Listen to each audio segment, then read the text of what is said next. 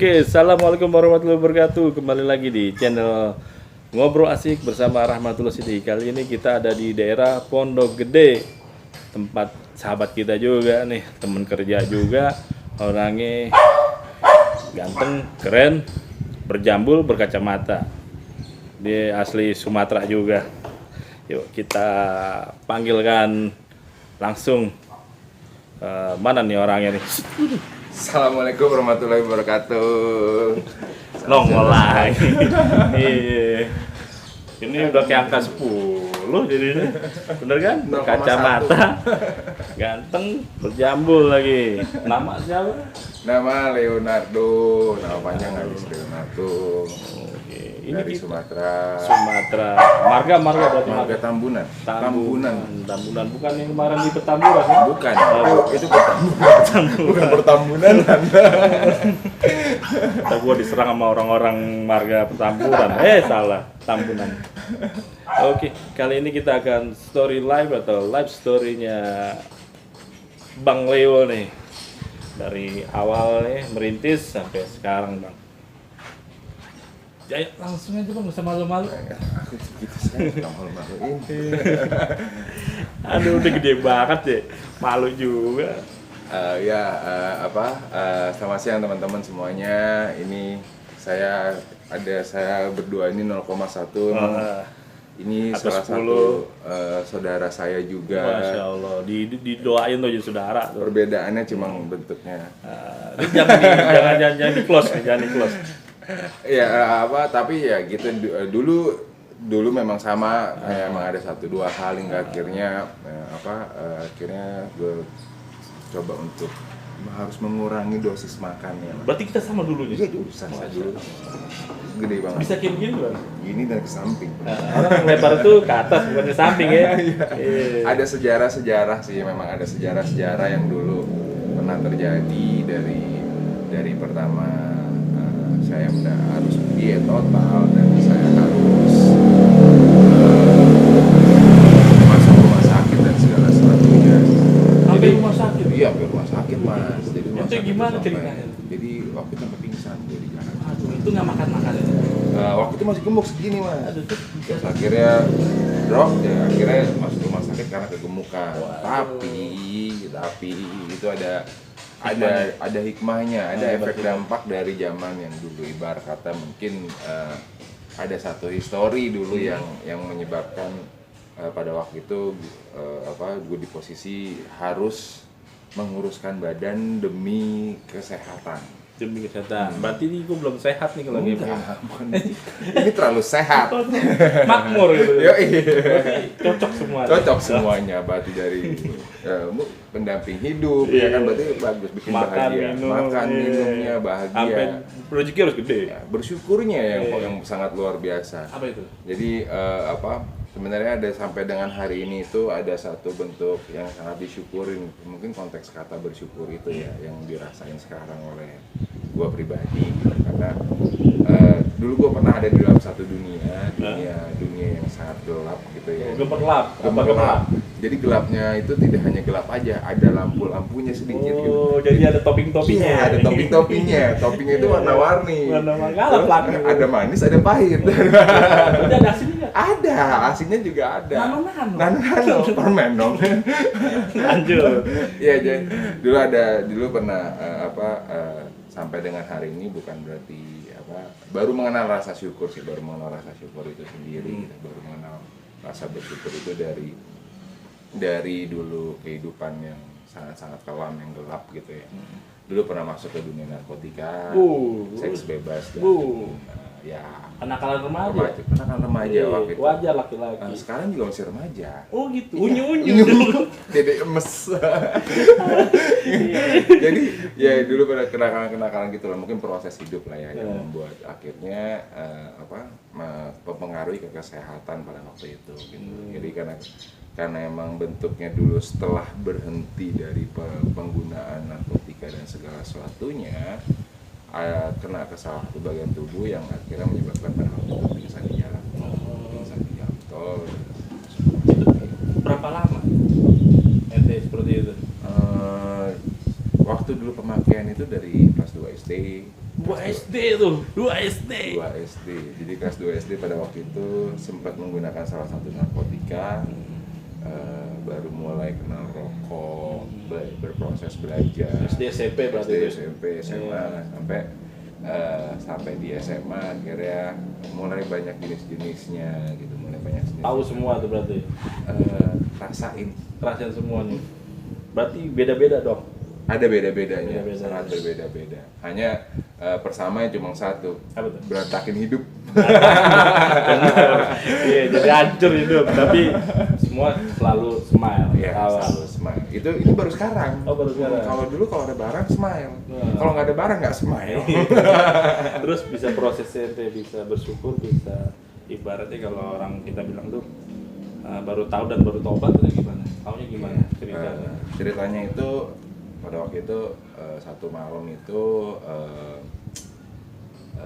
Rumah masih di sini. rumah posisi waktu itu masih di Jakarta Timur. Oh, Jakarta Timur. Jakarta Timur. Jadi pada waktu itu posisinya baru pulang malam hari jam 2, jam setengah 3 pagi itu ada di salah satu bentuk di sudut kota Jakarta. Wih, cakep ya, sudut. Malam-malam di sudut kota Jakarta. Pada waktu itu ya agak sedikit komplain lah ya sama sang pencipta gitu kan. Nggak terima Kenyataan ini. kenyataan Kenapa gue begini? kenapa sih gue masih make juga gitu, kenapa sih gue masih harus berurusan dengan, gue harus punya ketakutan, gue harus punya rasa paranoid, gue harus tidak bersyukur sama orang, sama keadaan yang gue terima. Keluarga pada waktu itu sudah mengetahui, pada waktu itu keluarga mengetahui, hanya mereka tidak bisa berbuat apa-apa juga gitu, karena pilihan waktu itu udah di tangan Iya, gue karena sendiri, udah gede, udah lo bisa nentukan pilihan mana yang benar mana yang baik. Sampai akhirnya dikasih hidayah oleh sang pencipta sebenarnya pada waktu itu. Berupa apa tuh? Berupa kejadian dalam hal di situ juga di tempat itu. Di sudut pojok kota Sudut Jakarta. kota Jakarta di salah satu bagian dari Jakarta. Di salah satu terowongan di Jakarta Selatan pada waktu itu. Terowongan Jakarta Selatan. Jadi bertemu dengan satu keluarga. Satu keluarga ada di situ lewat atau ditinggal di situ? Diem di situ di bawah terowongan. Stay di bawah terowongan di dalam gerobak. Dalam gerobak, mereka ketawa-ketawa jam setengah 3 pagi. Lagi seneng-senengnya. Wah, jadi merinding ya. Ini bulunya kenapa begini? Kalau begitu sumberin. Jadi pada waktu itu malam itu sepasang bapak, ibu dan 2 anak di tatapan mata gua. Dan posisi pada waktu itu gue menatap mereka itu, gue lagi dalam posisi di dalam mobil. Itu masih make juga? Masih make, kondisi masih make dan masih tinggi. Dan pada waktu itu malam itu gue komplain sama Tuhan. Pasti itu. Gue bilang sama Tuhan bahwa kenapa sih hidup gue gini mulu? Kok nggak berhenti gue? Gitu. Capek juga. Capek gue gitu. Capek emang capek. Dan akhirnya pada saat gue berbicara seperti itu, ya bersyukur. Situ awal gue kenal kata bersyukur Tuhan mau memberikan hidayah itu. Lu lihat lah itu. Langsung gue lihat ke satu keluarga itu. Gerobak tuh. Pada saat lo komplain sama gue gitu, terus lo lihat tuh mereka yang di dalam satu gerobak, mereka tidak tahu mereka sudah makan atau belum, bagaimana mereka, tapi mereka senyum dan bahagia. Setelah itu di hari itulah besok paginya gue memutuskan masuk ke salah satu rehabilitasi. Di mana tuh? Narkotika di Rawamangun. Rawamangun. Masuk sendiri, daftar sendiri? Daftar sendiri. Nggak pakai perantara power orang dalam gitu? Enggak. Kan biasanya kalau ada power orang dalam lebih gampang. Oh enggak. Itu sekarang berarti. Hanya pada waktu itu memang sudah satu bentuk jalannya sang pencipta yang diberikan pada waktu itu ke gue pribadi, hingga akhirnya semua berjalan dengan smooth gitu. Waktu itu diantar sama bokap nyokap. Kebetulan keluarga bokap nyokap pun sudah tidak percaya sama gue pada waktu itu. Bahkan pas begitu gimana ente ngomongnya? Waktu itu gue bilang jadi ini yang kemarin tuh rehabilitasi yang ke-7. Terus yang pertama kali dimakan kabur.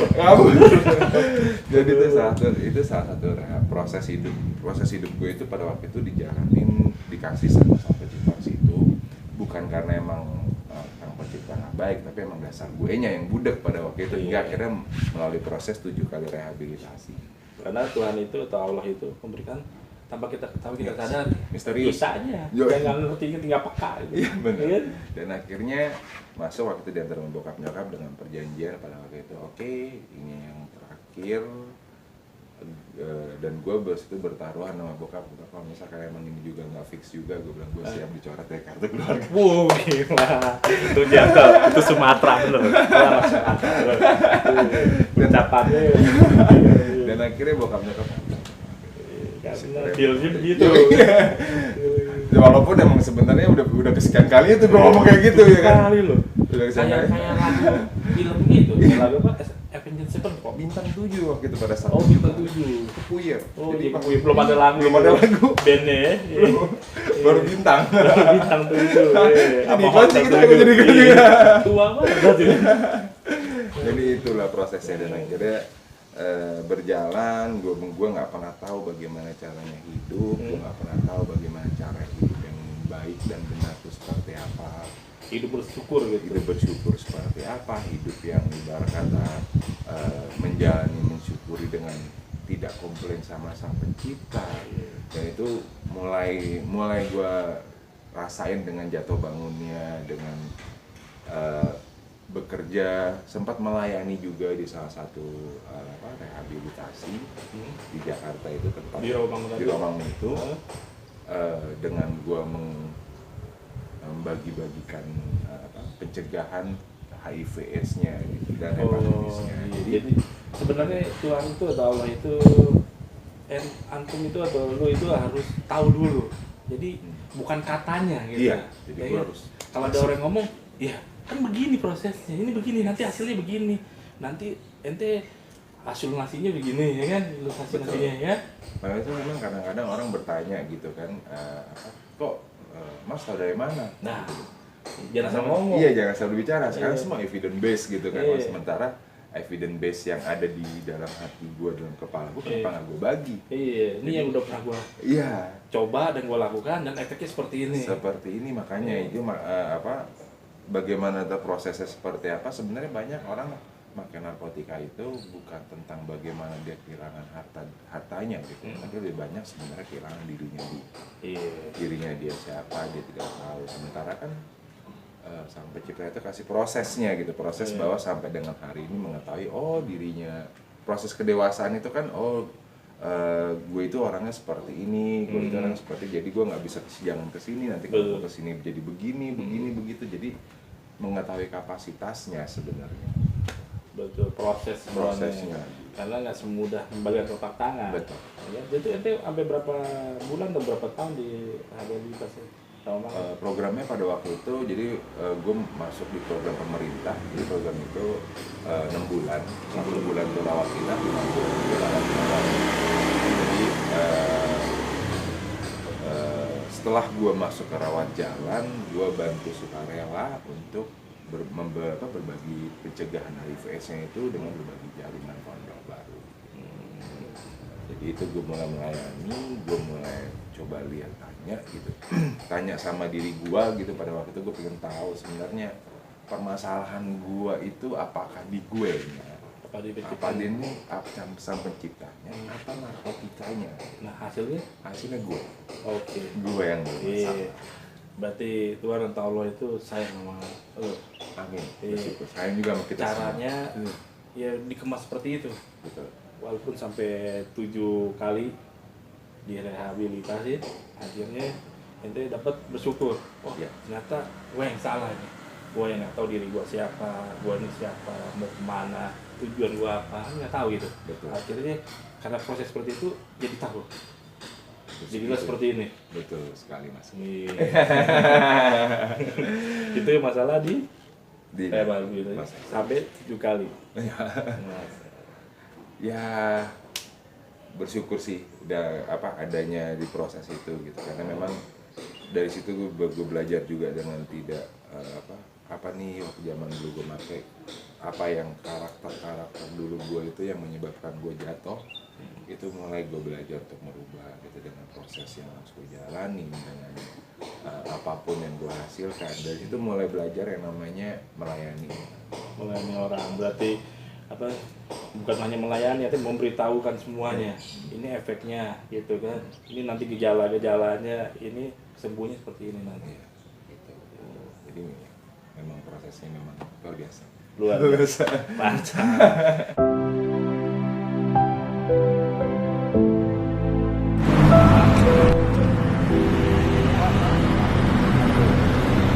Pak, kita ganti ya. Ganti serat ya, Pak.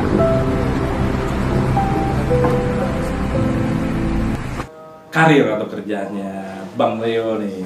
Ayo Bang Leo, story life story-nya. Siap. Oke. Ini sebelumnya kerja di mana nih? Iya, apa ini siang-siang ini apa luar biasa ya. Panas, adem-adem lumayan gimana nih, gitu. angin sepoi-sepoi. Spoi-spoi gitu enak untuk gue cerita dan ngingetin balikin lagi sih memori pada waktu itu sempat agak lost juga memori gue kemarin waktu dulu tuh gue kerja di mana aja ya. Karena ya itu dia mungkin setelah gue berhenti konteks gue itu mungkin kalau bekerja itu identik dengan penghasilan ya. Dulu nih penghasilan ngomongnya. Tapi kalau gue mungkin lebih identik dengan melayani gitu karena Melayani. dari sejak gue pulih, dari sejak gue berhenti, gue mulai mempercayai bahwa rezeki itu diatur oleh Sang Pencipta. Amin. Jadi yang gue lakukan adalah cuma melayani gitu. Dan setelah gue melayani waktu itu di rehabilitasi dengan gue sukarela dan segala sesuatunya, sempat juga di rehabilitasinya dari program yang di operasional di lapangan sampai akhirnya gue ditaruh di program rehabnya waktu itu, tetap gue melayani. Setelah itu gue punya satu tantangan sih sama diri sendiri, challenge nih gue bilang nih, oke, gue bidang yang lain apa ya gitu ya, maksudnya apa sih gitu, melayani bidang lain itu seperti apa rasanya gitu. Ternyata pada saat gue keluar dari zona itu sama, hasilnya sama, melayani juga gitu. Bagaimana rezeki itu ternyata memang benar, gue makin percaya. Sampai akhirnya gue masuk lah pada waktu itu gue mencoba di handling apa tuh? Umroh haji. Yeah. Jadi yang mau umroh haji nih handlingnya nih nanti di bandara. Ketemu orangnya nih ganteng berkacamata berjambul. Terus sekarang pakai cara panjang. Dulu ini cara pendek. Berarti udah gede dong. Udah gede. Ini itu jadi memang belajar ya. Kalau gue percaya bahwa proses hidup itu adalah pembelajaran, belajar. Pada waktu gue masuk di handling itu gue belajar untuk bersosialisasi lagi dengan orang-orang umum. Maksudnya yang karakternya beda-beda deh. Karakternya beda-beda. Sementara dulu kan karakternya cuma satu doang gitu, seorang pengguna nafsa atau penyalahguna nafsa atau pecandu gitu kan. Itu aja karakternya gitu. Terus gue masuk ke ranah umum yang sosial gue, yang waktu zaman dulu gue pakai sosial ini gue nggak pernah lihat dan malah gue hancurin pada waktu gue lihat gitu. Oh gitu. Ya akhirnya gue balik ke dunia itu. Mungkin dulu ibarat kata nih kita belum tentu bisa hidup begitu, tiba-tiba bang kita handphone lo ya kan? Iya. Apa dompet semua? Dompet hilang gitu, motor lo nggak ada atau mobil lo nggak ada gitu kan? Jadi akhirnya seperti itu gitu. Dan itu yang membuat gue bahwa saat gue masuk ke handling itu itulah proses gue kembali ke sosial. Jati diri, mencari jati diri, terus melayani di dunia sosial. Notabene dulu gue nggak pernah tahu dan gue nggak mau tahu dunia ini dulu. Malah nggak kepikiran gue sama sekali. Yang pada waktu itu gue bangun pagi gue make, gue nggak sadar, gue nggak waras. Pokoknya gue gimana cara tiap hari gue nggak make. Tiap hari gue make. Gimana caranya gue tiap hari itu gue tidak waras gitu. Nge-fly terus. Pokoknya nge-fly terus. Pokoknya gue anti sadar. Bahagia mulu. Oke, drugs, sex and rock and roll. Waduh, yang logonya begini dulu. Dulu logonya begini sama. Jangan saya nggak boleh. Jadi itu gitu mas. Yang hingga akhirnya masuk ke dunia handling, yang bersyukurnya adalah paling berharga buat gue adalah pada waktu kepercayaan. Oh iya, kepercayaan gue itu. Karena yang dicari jamaah atau perlu satu kepercayaan. Iya. Dan salah satunya kita ya, Iya. gitu, kepercayaan. Dan saat kepercayaan itu hilang, sangat susah dan sulit. Dan gue ngerasain banget pada waktu di Henry. Bagaimana seorang jamaah dia tidak percaya menyerahkan pasportnya atau bagasinya, data dirinya semuanya itu kepada gue pribadi. Padahal dia nggak tahu gue dulu siapa gitu, tapi dia kayak nggak percaya dan akhirnya dia mulai percaya. Dan itu pada saat jamaah atau orang teman-teman travel percaya, itu adalah satu bentuk yang spiritual life gue tuh naik gitu mas, kayak sesuatu dalam diri gue tuh wah gila, ternyata gue masih dipercaya dan ternyata benar gitu bahwa tidak ada yang kata terlambat dan Sang Pencipta itu baik gitu, benar-benar luar biasa. Gue masih dikasih kepercayaan itu gue belajar di situ sampai akhirnya di salah satu perusahaan handling swasta itu kerjaan gue 7 kali 24 jam. Jadi memang kali 24 jam. Ya, jadi memang ya kadang kalau misalkan lihat gue di bandara lagi tidur ya kalau wajar. Kalau wajar ya. Berarti belum mandi, belum makan, banyak mau cuci alis ya kan, habis itu gas ya kan. Ya paling kayak gitu-gitu karena memang ya itu dia, ada satu bentuk yang satu sisi adalah proses tadi yang kita bahas, proses mencari jati diri gitu. Maksudnya gimana proses gue kembali ke dunia sosial di hadapan orang-orang sosial tuh beliau ini siapa sih gitu.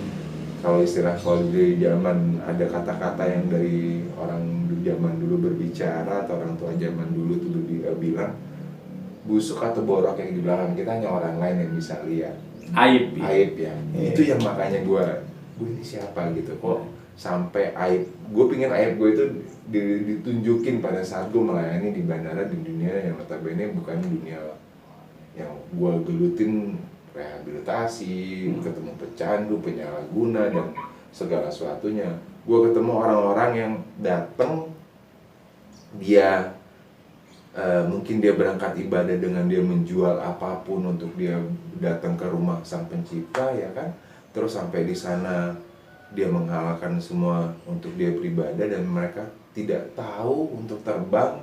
Sementara gue dari situ untuk berusaha untuk mereka menangin mereka, bikin mereka senyum, bikin mereka nggak ketakutan dengan isu-isu yang kadang-kadang ada travel A yang begini, uang yang begini, pokoknya adalah satu dua hal kita tidak bisa membicarakan. Betul. Ada bentuk trauma itu yang akhirnya tugas kita handling di bandara. Gitu. Dan akhirnya sempat ada kejadian lucu yang. Tapi nggak ketawa. Ya, waktu itu gue ketawa. Oh ketawa. Baru ketawa. Ini baru ketawa lagi. Gue ulang lagi ketawa ini.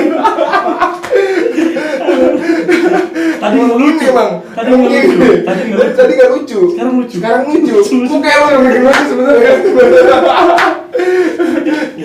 Jadi pada waktu itu yang sangat membuat mengetuk pada waktu itu adalah seorang jamaah berbicara bahwa Mas ini keberangkatan saya yang kedua, yang pertama saya ditipu atau dibohongin oleh salah satu travel itu. Dan mohon maaf ya Mas kalau saya agak tegang gitu maksudnya. Karena pada waktu itu gue tawarin makan gitu. Kaget juga dulu. Dia cuma pegangin doang, Mas. Dia pegangin makanan doang sambil ngeliatin gitu-gitu. Maksudnya ada bentuk ketakutan gitu. Itu dia kenal lagi bagaimana gitu. Iya, dia apakah gue kenal lagi atau gimana. Dan itu yang buat gue pembelajaran buat ke diri gue ada gitu bahwa mungkin dulu kalau ibarat kata gue belum berhenti atau gue nggak mau belajar, mungkin gue akan banyak ketakutan atau berubah juga gue pasti. Tapi pada waktu itu kemarin itu tugas gue itu di situ adalah membuat mereka berangkat nyaman, bahagia, senyum, percaya. Dan yang paling kena di gua sembari gua proses hidup gua melayani di bandara ini, yang paling kena yang paling sangat gua senang adalah kalau misalkan jamaah itu tersendiri. Wah itu. Lu punya uang seberapa M juga gua nggak peduli. Senyumnya itu yang notabene, Mas makasih ya. Iya, apa bilang makasih. Iya, apa kayak gitu dan itu langsung damn, gue kalau mau pikir-pikir nih Mas, dulu ibarat kata gue adalah seorang sampah lah istilahnya. Kalau di mata orang kan gue seorang pengguna, gue salah satu penyuka seks bebas, berantem dan segala Las Vegas, boy. Las Vegas lah, pokoknya pindah lah Las Vegas ke Jakarta, ganti provinsi. Dan akhirnya ngelihat mereka senyum tuh hilang semua. Gua Cair langsung udah wah gila. Gua pada waktu itu gua bersyukur sama Pencipta bahwa gua ada di hari ini dan proses gue dikasih sampai dengan gue kemarin pada waktu itu gue sangat bersyukur. Gue senyum-senyum dong, gue ketawa-tawa tuh gue senyum gitu. Bangga sama diri sendiri. Bangga sama diri sendiri mas, dan itu nggak bisa dibayar pakai apapun gitu. Bahkan mereka mau berangkat gitu dan pada saat mereka landing pun mereka ketemu dan jamaah itu masih ingat gue. Ada nggak dikasih jamaah tuh oleh-oleh atau doa atau? Ada. Itu gimana yang perasaannya? Waduh mas.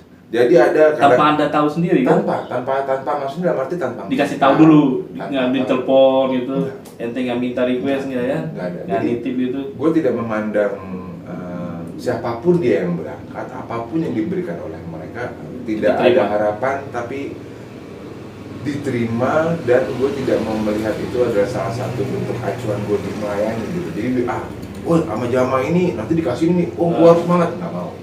Berarti semua sama rata, yang penting service excellent. Service excellent. Tapi pas sudah dapat, itu rasanya gimana? Pas gue dapet tuh rasanya jangan tanya. Jadi ada pernah pengalaman nih. Gimana? Coba ceritakan. Semangat dulu. Kita pindah posisi begini dulu. Jadi gue emang begini nih kalau mau masak gue. Karena 0,1 tuh 1,10 gitu. Yang 1,0 kan semua 10. Semua itu berkaitan. Jadi pada waktu itu luar biasa. Ada salah satu jamaah baru landing. Saat dia pertama gue yang handling, jadi dia pulang pun ketemu gue lagi. Dan saat dia pulang tuh dia pakai kursi roda. Kenapa tuh? Kalau katanya dia kecapean. Oh iya. Jadi akhirnya dia landing tuh didorong dengan kursi roda. Akhirnya pada waktu dia keluar dari imigrasi, kebetulan suaminya ini juga sudah tua gitu, sudah manula juga. Gue dorong lah pada waktu itu, gue bantu dorong dan kaget juga dia. Dia masih ingat gue, dan akhirnya setelah itu gue bantu dorong sampai dia keluar sampai ke mobilnya. Di situ tidak hal kecil sih mas yang dikasih. Dia cuman di dalam satu plastik ada 1 liter begini air aquas, isinya air zam-zam, dan 1 plastik kurma. Dan itu buat gua kondisi pada waktu itu lagi lapar. Lapar mas. Pas banget. Yang oke, kita lihat dengan posisi secara perut ya, ini nggak kenyang. Bersyukurnya kenyang mas. Dan itu pada saat dikasihkan kepada gua antar lah dia pada waktu kita ke mobil. Mas, saya tidak punya apa-apa, saya cuma bisa kasih. Dan gue bilang sama ibu, gue lagi kan bulunya lucu halus-halus. Cabutin dong. Anaknya SMA banget. Ingat lagi. Jadi itu, pada waktu itu dia memberikan itu, dan itu membuat gue saat gue mengkonsumsi itu bertahan sampai gue besok pagi gue tidak makan. Kurma beda soalnya. Kurma cuma sebatas kurma ya, kalau bilang kata butir apa sih lah gitu lah ya. Kayak kita makan anggur, gue berapa butir doang gitu, tapi nggak kenyang. Tapi kok ini kenyang gitu. Ini gue kenyang mas, dan ini pada waktu itu terakhir itu gue handling kalau nggak salah jam 2 pagi. Terakhir, 2 pagi tuh? Jam 2 pagi, keberangkatan jam 2 pagi. Itu gue dari dia landing jam 6 sore sampai jam 2 pagi, sampai besok pagi gue tidur, besoknya gue bangun baru gue makan. Baru lapar. Dan itu kondisi gue pada waktu itu belum gajian. Belum gajian ya kan. Terus di dompet pokoknya seadanya ya kan. Pokoknya kalau nggak salah waktu itu rokok ada kebetulan gue masih ngerokok. Oh, yang penting rokok aja dulu. Rokok sama kopi. Kalau kopi gue lebih suka kopi 5.000 gitu kan, udah cukup gitu buat gue. Tapi ya namanya usus ya kan, harus kena. Nggak bisa dibohongin. Nggak bisa dibohongin. Dia teriak konser. Iya, woi lontong, jangan, tolong Itu gitu. lagu pop apa lagu hardcore? Hardcore dicampur sama dangdut. Koplo. Dangdut Kerawang. Oh, dan itu yang membuat gue nggak tahu proses pembelajaran gue itu salah satu pengalaman yang notabene tidak mengharapkan, tapi itu yang kalau gue pikir-pikir gitu setelah besok ada satu bentuk kenikmatan yang membuat perut gue pun kenyang.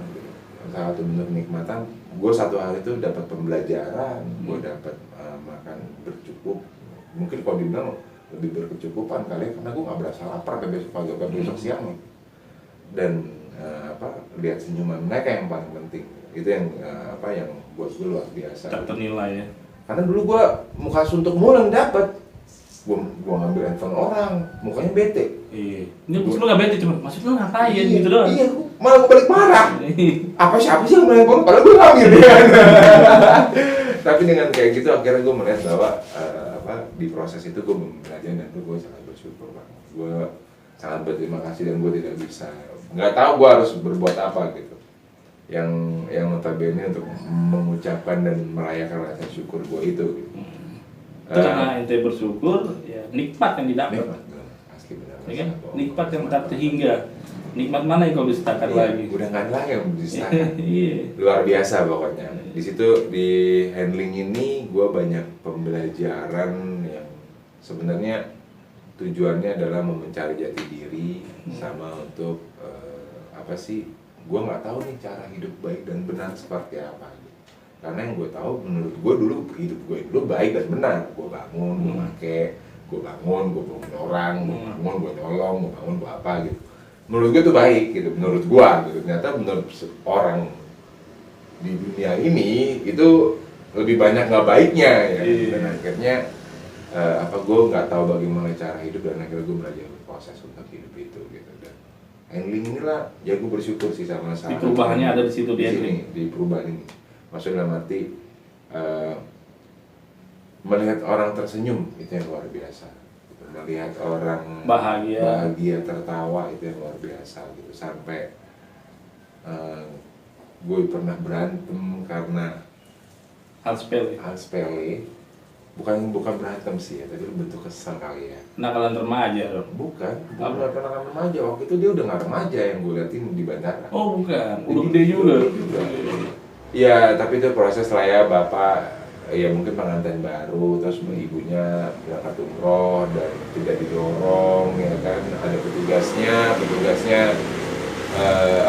mungkin petugas airlinesnya juga lagi rame pada waktu itu, dan akhirnya di situ gue lihat anaknya ketawa-tawa berdua ya, suami istri, terus ibunya di belakang aja gitu kan, udah tua pakai wheelchair. Sedih sih gue ngeliatnya gitu. Dan akhirnya gue nggak tahu, kalau nggak salah itu bukan perusahaan tempat gue ya, orang lain. Tapi ya udah, kita kalau di bandara itu keluarga semua gitu. Jadi waktu sama lain itu saling backup gitu. Jadi kita tahu nih ini siapa. Bantu backup. Jadi dapat kekeluargaan dan nggak tahu lah itu nikmatnya di situ gitu, yang gue ngerasain gitu. Dengan karakter yang berbeda-beda semua. Ya, ada yang tiba-tiba dia punya duit, tapi dia biasa terbang atau apa. Ini begini. Gayanya gitu kan. Ya nggak apa-apa, itu hak mereka gitu. Ibarat kata silakan. Tapi baliknya lagi kan terkadang situasi bandara dan segala sesuatunya, tujuannya mau ibadah akan berbeda-beda gitu. Oh iya, prosesnya akan berbeda-beda. Ya gitulah, ada macam-macam karakter yang akan membuat pembelajaran di gua gitu ya. Dan gua itu sangat suka gitu untuk melihat proses pembelajaran itu gitu ya. Yang sampai sekarang pun membuat gua berpikir di masa-masa sekarang pandemi ini bahwa gua manusia, gua harus berkarya, gua harus melayani. Kalau gue harus membandrolkan orang, sama aja gue kayak zaman dulu gue bandrolin orang. Lo punya duit, teman gue. Nggak punya duit, nggak usah gitu. Sama aja, akhirnya gue kehilangan diri gue. Dan gue kehilangan silaturahmi. Di sini, di handling ini banyak karakter, banyak pembelajaran yang membuat gue akhirnya gue berpikir bahwa gue nggak peduli apa kata orang, yang penting gue lakukan aja yang terbaik. Yang terbaik, Gue melakukan servis terus. Sebisa mungkin, semampu kapasitas gue untuk bagaimana dengan peraturan dan segala sesuatunya, bagaimana meminta tolong. Banyak deh mas, dulu gue nggak pernah mau minta tolong. Sekarang tolong dong, iya, gitu. Ada bahasa tolong dong. Iya. Yang notabene gue aja kaget gitu, gue nggak pernah dulu ngomong tolong gitu. Harga diri. Wow. Pernah ngalamin. Enak aja nggak mau, akhirnya gue harus minta tolong dan gue harus ngucapin langsung. Banyak banget proses yang ibarat kata dari awal gue dulu melayani di rehabilitasi, di sekolah, sempat pembelajaran juga di salah satu institusi negara yang memberikan ilmu pendidikan itu bersertifikat, kalau itu sebagai sertifikat internasional. Mau dikasih tahu di mana? Ada salah satu institusi negara di Cawang di Badan Narkotika Nasional. Waktu itu memberikan satu bentuk pembelajaran yang notabene itu berguna banget buat gue pribadi, karena itu buat untuk membantu orang, untuk membantu orang lain, itu bentuk kuliah atau seperti gue, orang-orang di luar sana yang banyak gitu ya, masih banyak membutuhkan bantuan ya. BNN itu memberikan satu bentuk pelayanan untuk begini itu caranya. Iya, begini caranya. Jadi ilmu-ilmu itu diupdate mulu. Diupdate dan akhirnya menjadi satu bentuk pembelajaran. Itu yang gue bawa juga ke handling. Bagaimana berkomunikasi, bagaimana ini, dan tidak ada sesuatu yang tidak mungkin dan tidak mungkin. Tidak ada, semua baik-baik aja, semua baik, tinggal perspektifnya yang tinggal kitanya dan yang nerimanya. Betul. Karena kita bagaimana cara mengeluarkannya dan diterimanya. Betul. Gitu ya? Terimanya, betul. Bagaimana kita berbicara, bagaimana kita. Kadang ada tuh berbuat salah juga, Mas. Gua orang Batak nih. Gua orang Batak nih. Gua salah apa sih orang maksudnya gua? Emang ada gua kan pasti ya kan. Disangka marah-marah. Orangnya marah-marah. Iya. Orang jelas gua bukan Connect Kopaja, Metro. Aja ya gua. Belum muat enggak tuh? Ente depan nanti belakang. Enggak oke. Jadi gitulah Mas. Terus kalau garis besarnya nih, handling itu kapan sih? Biar pada tahu semua itu handling bandara itu seperti apa dari awal keberangkatan atau dari awal nolnya nih, terus berangkat pulang, terus ente ngapain lagi gitu? Ya, yang pertama itu kalau untuk handling adalah handling umroh ya? Handling umroh ya. Beda sama yang lain ya? Umroh dengan handling yang umum itu sangat berbeda.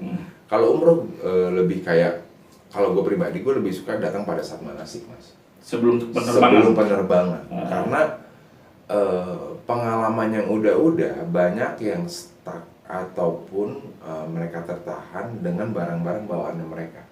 Satu, yang kedua adalah kita tidak pernah tahu nih jalanan seperti apa di Jakarta. Betul, karena beda mulu tiap hari. Tiba-tiba mereka stuck di jalan, mereka datang last minute. Terus tambah lagi tiba-tiba mereka harus ada barang-barang yang harusnya belum ini, kita nggak pernah tahu. Terus di Manasik itu kenapa gue pribadi sangat pingin hadir di Manasik, karena mereka mau ibadah yang paling penting. Mereka mau ibadah, bagaimana caranya fokusnya mereka itu hanya ibadah.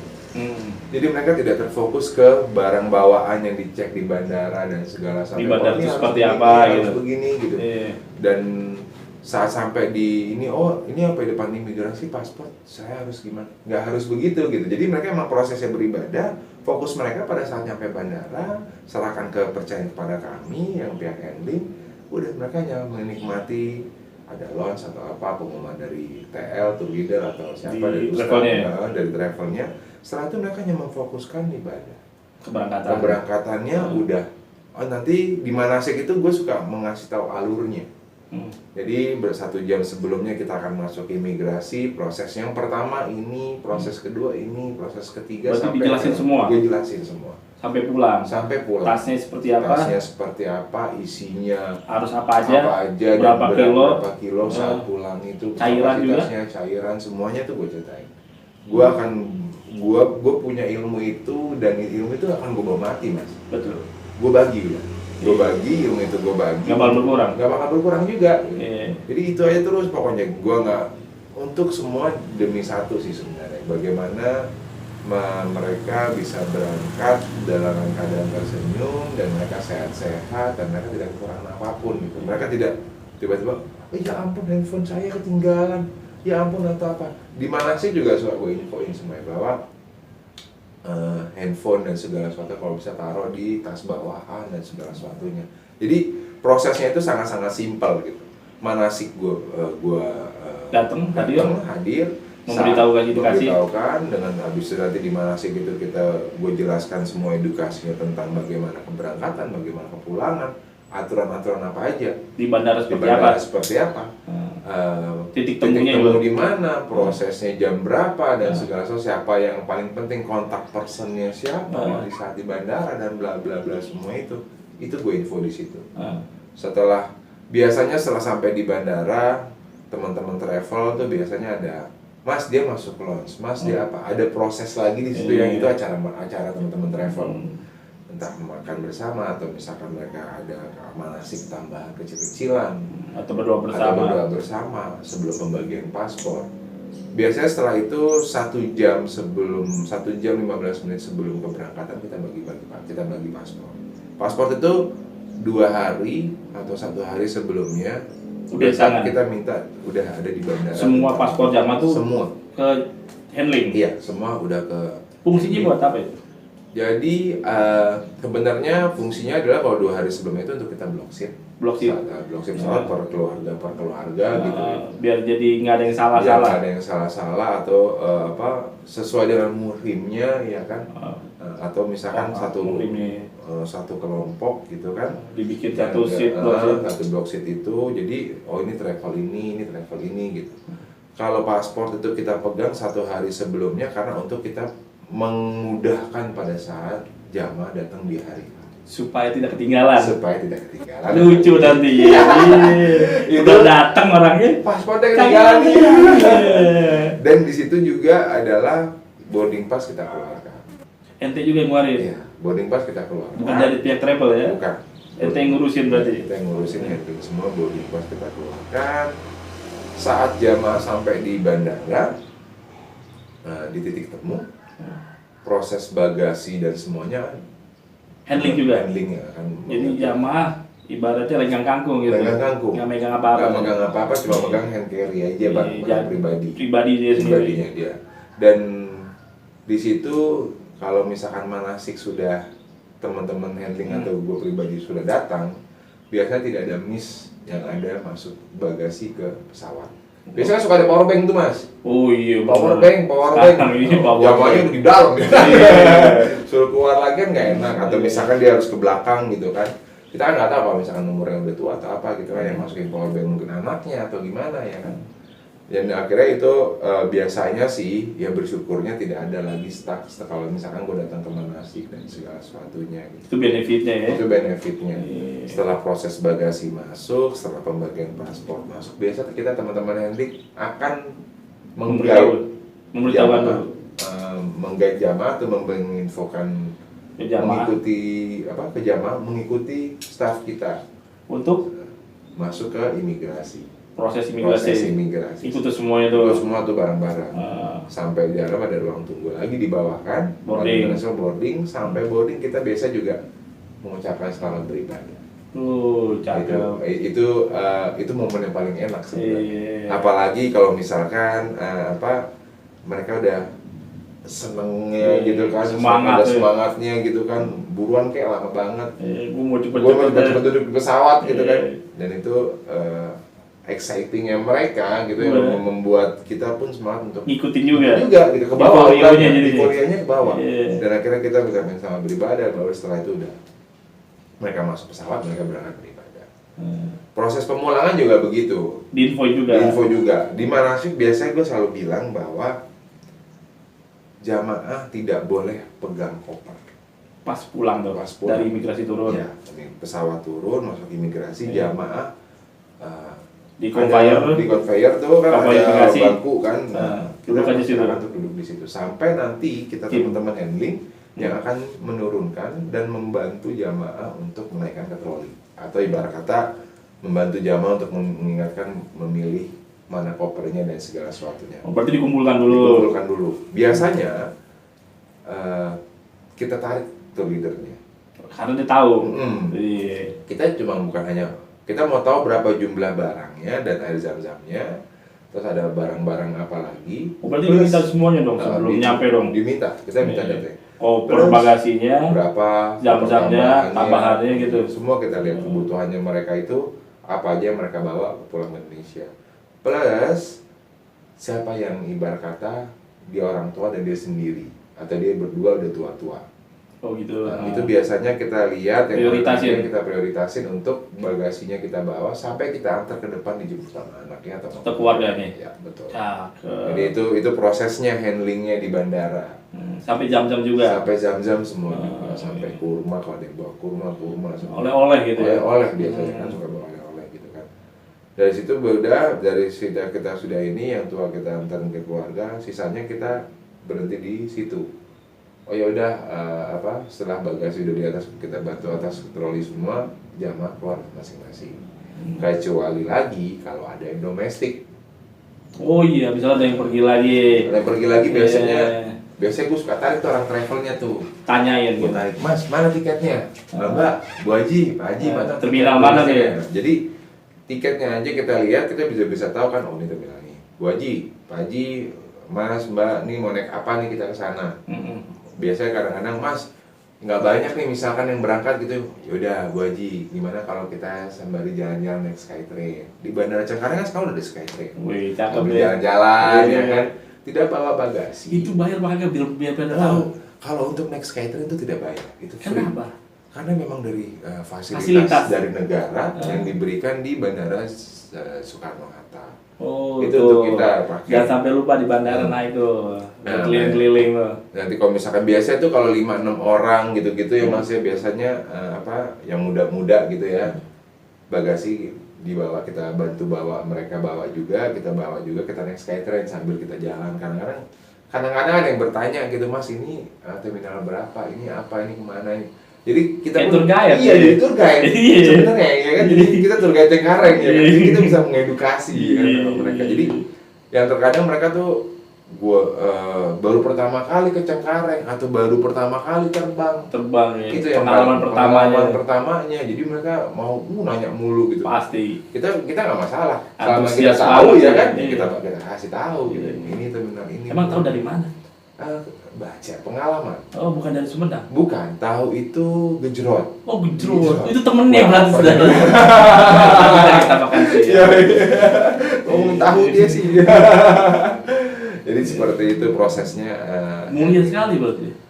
Sebenarnya bukan mulia juga sih, sebenarnya dinikmatin dan emang udah itu tadi baliknya lagi, basicnya adalah melayani ya luar biasanya yang dibakatnya dikasih sama Sang Pencipta ya. Mungkin lebih menyadarkan gue kali ya kenapa ada gunanya masih dikasih normal kaki, mata melihat, hidung mendengar dan segala sesuatunya, bisa bernafas, masih bisa bernafas. Mungkin itulah tujuannya Sang Pencipta untuk ngasih gue ada sampai dengan hari ini perubahan. Jangan monoton terus. Kaku, bener. Kayak aneh bu. 10 tahun nggak dipakai. Bosan. Seperti itu. Berarti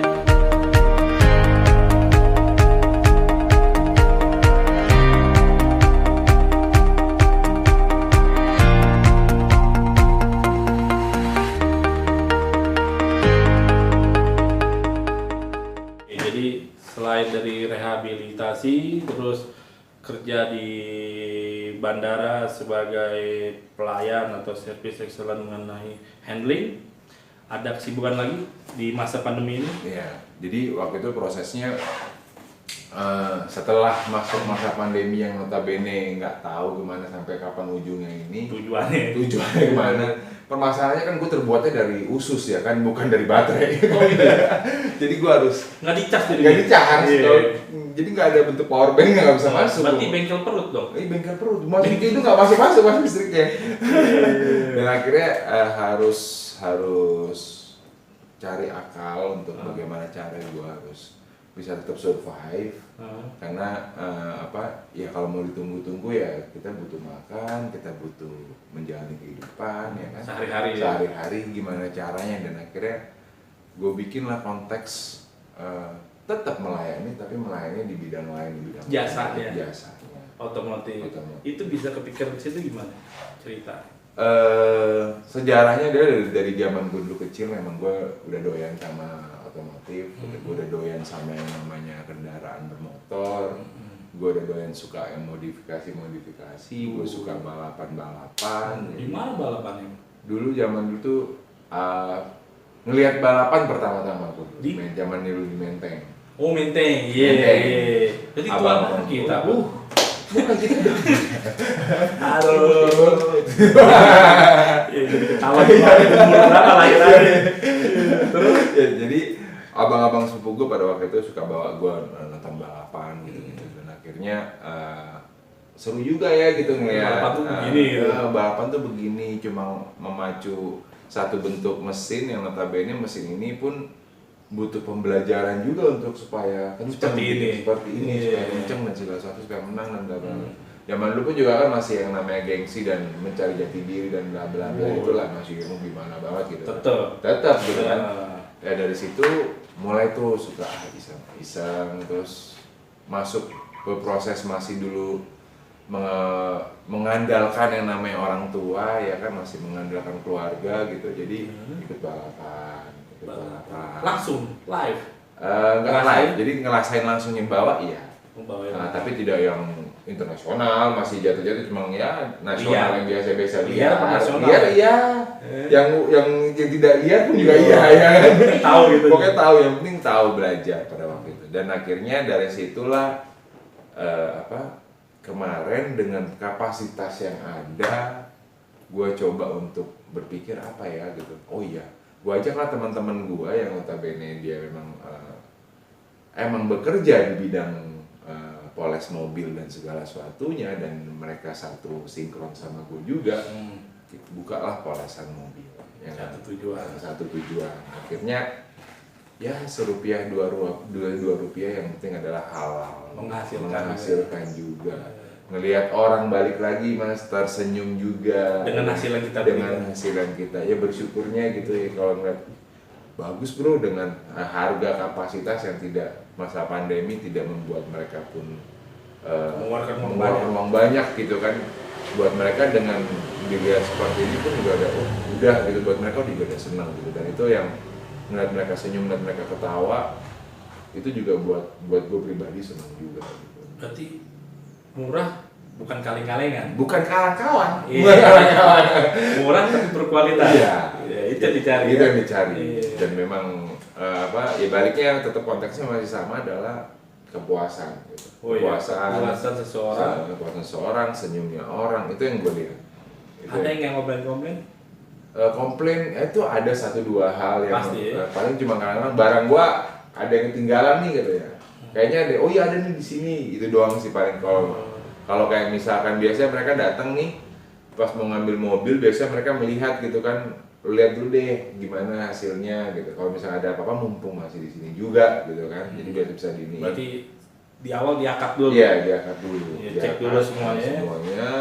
Baru dikerjain. Setelah mereka pun sudah proses mau mengambil, mereka cek lagi ada yang kurang. Kalau misalnya nggak ada yang kurang, mereka ambil. Kalau ada yang kurang, biasanya kita layanin lagi dengan apa nih, kita cari ini kurang ini, kita cari solusi sama-sama. Oke.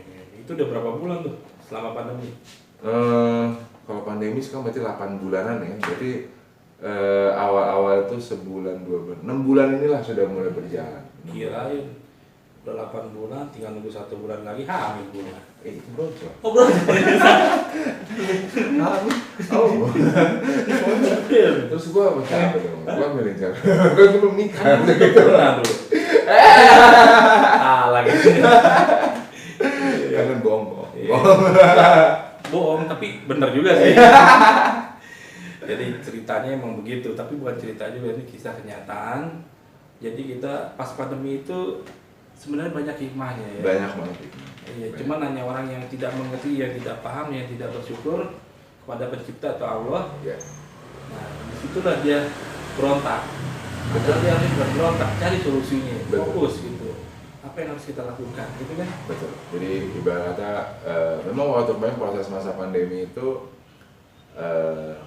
kalau ibarat kata mungkin gue meminta sama keluarga atau orang tua gitu mungkin hal yang gampang dan mudah gitu ya, tapi gue mempunyai satu bentuk pingin punya perubahan gitu dari proses yang dulu gue udah menghancurkan dan menyusahkan keluarga. Gue pengen punya satu bentuk proses sendiri gitu ya, notabene even pun gue masih tinggal bareng sama keluarga, tapi gue mau apa yang gue pengen menghasilkan sesuatu yang dari hasil gue sendiri.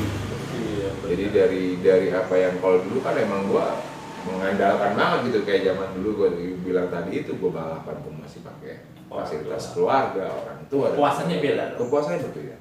Yang didapat juga beda ya. Beda banget mas. Gue pada saat gue mendapatkan sesuatu dan gue makan nasinya pun dengan hasil keringat sendiri itu sangat Beda banget. Sangat beda. Bukan dari hasil colokan handphone. Jadi orang pada siap-siap ya. Iya, jadi pokoknya jadi Itu zaman Nokia dong. Ya, Nokia Apa sama BlackBerry? pisang. Wih, pisang itu. Zaman dulu sama zaman dulu. Komunikator sebelumnya. Oh, sebelumnya lagi. Yang Jadul zaman banget berarti. apa dulu lah handphone yang gede batok gitu tuh, Motorola yang gede itu. Yang begini dulu. Iya, itu sebelumnya. Oh, sebelumnya lagi. Tua banget gue jadi ngomongin jadi ketua kan gue jadinya kan kepancing gue jadi itu. Iya, umur masih muda tua, masih single masih gitu kan gitu. Apa promosi? Apa yang ada yang mau nih? Ini kurang apa lagi nih? Kurang apa? Cuman satu kurangi, belum merit. Iya. Itu kenapa dibacain sekarang sih? Baru gue tanya itu loh. Jadi seperti itu sih mas. Itulah kehidupan, itulah apa namanya life story-nya Bang Leo. Kita harus ambil kesimpulannya. Nah, menurut Bang Leo ini kesimpulannya apa dari semua di rehabilitas, dari kerjaan di bandara handling dan punya apa namanya usaha sendiri di bidang nanokeramik, bagaimana itu? Kalau buat gue pribadi, selama gue hidup, selama gue proses berjalan ini, banyak ada pembelajaran yang gue dapat gitu ya, bahwa nggak usah nyalain diri sendiri atau orang lain, apalagi sang pencipta gitu. Emang sebenarnya adalah dasarnya emang dasar bukan Tuhan nggak mau menjangkau gitu, tapi memang dasar kitanya yang budak gitu. Ya, nggak peka. Nggak peka. Iya, udah budak nggak peka. Nggak peka ya kan, nggak mau melihat gitu. Nggak nerima lagi. Dan yang paling penting adalah tidak bersyukur gitu. Karena bersyukur itu dari hal yang kecil. Nah, bersyukur dari hal kecil itu adalah satu hal yang ibarat kata besar. Kalau gue pribadi adalah buat teman-teman juga, kalau boleh ngasih pesan dan kesan, angka 10 itu di angka 10 dari angka 0. Jadi semuanya berawal kayak gitu ya. Pom bensin. Yoi, semua dari 0. Dari 0 ya. Iya. Jadi akhirnya kan bisa berproses, mobil bisa berjalan. Iya, kan? Pom bensin itu dapat penghasilan, yang memasukkan bensin pun dapat penghasilan. Betul. Jadi kita nggak lari cepat dulu ya. Iya. Berhenti dulu, start dulu ya. Baru jalan lagi istirahat. Karena memang yang paling itu adalah bersyukur dari hal yang kecil. Bersyukur dari hal yang kecil, ingat tuh. Karena ada 7 kali rehabilitasi, semuanya butuh proses dan sampailah saat ini. Mudah-mudahan apa yang Bang Leo berikan, kasih tahu ke semuanya, bermanfaat dan berguna bagi semuanya, agar tidak melakukan hal yang sama seperti Bang Leo gitu dulu. Ya, jangan malu untuk bertanya, jangan malu untuk meminta tolong, jangan gengsi berarti. Jangan gengsi. Iya. Karena satu, ada pembelajaran dari keluarga atau dari orang tua gua pribadi sendiri bahwa dunia ini semuanya titipan. Betul, semua ini titipan ilahi, bener, ciptaan Tuhan semuanya. Kita diberi titipan, amanah kita bagaimana ini? Ya, menjaganya bagaimana, merawatnya bagaimana? Bener, that's right, itu kanan. Itu kiri, That's life. Iya. Live. Life. Ini adalah satu contoh orang yang sangat bersyukur. Gede Banget. Banget. Apa ya? Tapi emang gitu deh. Kalau gue sih itu Nggak apa-apa, mencela lebih enak. Jangan. Lebih Bagus mengakui. lebih baik Mengakui lebih bagus dibanding mencela. Ya dicela ya. mendingan mencela diri sendiri mengakuin. Oke, terima kasih Bang Leo untuk ngobrol asik bersama Rahmat. Jangan lupa untuk subscribe channel Ngobrol Asik bersama Rahmat. Oke, jangan